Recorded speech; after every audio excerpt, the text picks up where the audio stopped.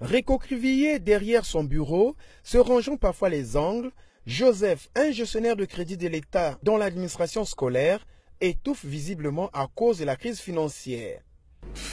C'est l'administration publique, malheureusement. Quand vous allez pour retirer une situation de crédit, le disponible est toujours à zéro. Donc, quand vous voulez engager une seule dépense, il faut passer par ce que moi j'appelle des négociations. Vous écrivez au directeur général du budget, le directeur général du budget vous autorise à engager. Comme si ce n'était pas un budget déjà validé. Et c'est tout le problème. Et c'est pas n'importe quelle dépense qui peut passer. Pour constater déjà qu'il n'y a pas d'encre, pas de papier. Les patrons, eux, font les frais de la morose situation financière. Le chef du patronat congolais, El Hadj Abdoulaye Djibril Bopaka, ne passe pas par le dos de la cuillère pour décrire ce que vivent les entreprises locales. La crise est réelle. Les entreprises aujourd'hui, il y en a d'autres où sont obligées de licencier les travailleurs pour éviter les surcharges financières insupportables.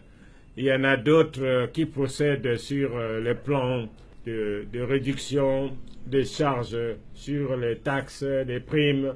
Et il y en a d'autres qui pensent que, il faut fermer complètement. Nous n'avons pas de banques d'investissement dans notre pays. Nous n'avons que des banques de dépôt.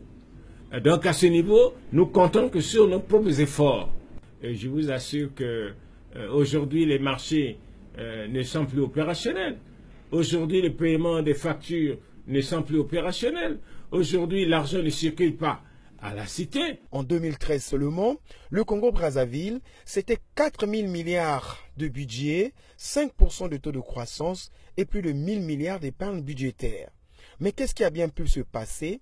Alphonse Ndongo, un analyste économique. On sait très bien que l'État aujourd'hui est obligé, même pour redresser la compagnie nationale Eker, de procéder à ce qu'on appelle l'emprunt obligataire. D'ailleurs, que beaucoup de gens ne se bousculeraient pas, semble-t-il, pour aller, n'est-ce pas, souscrire. Et donc, l'État a été également obligé toujours de solliciter l'aide de la Banque de développement de l'État de l'Afrique centrale pour soutenir la compagnie Eker. C'est des choses qui étaient, on le sait très bien, il y a 2 ans, 3 ans.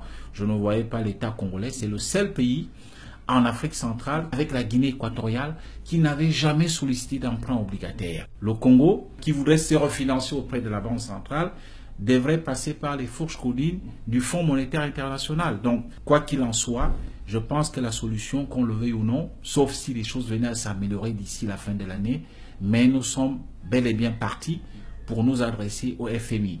En cette fin du mois, la prière de tous les travailleurs qui affluent dans les banques reste que la crise n'atteigne pas les salaires. Nguela Ngusu, Brazzaville, VOA Afrique.